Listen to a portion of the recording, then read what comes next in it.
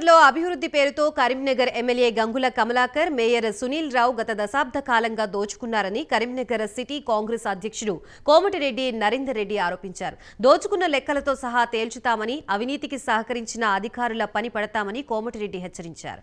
కాంగ్రెస్ ప్రభుత్వం ఏర్పడి 15 రోజులు కూడా కాకముందే 6 గ్యారంటీ పథకాలపై విమర్శలు చేయడం సమంజసం కాదన్నారు.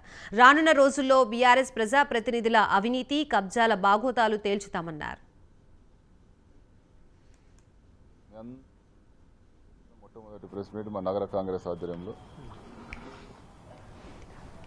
ముఖ్యంగా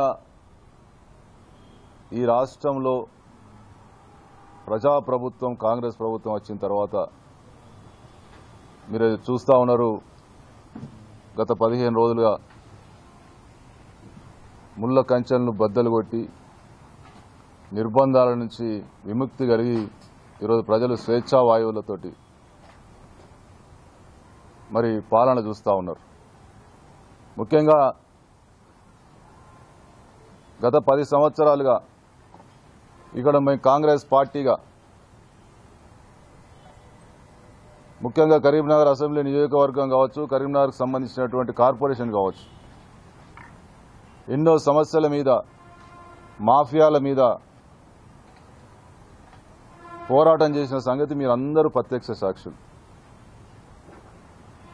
వాటన్నిటికీ కూడా చరమగీతం పాడుకుతూ ఇవాళ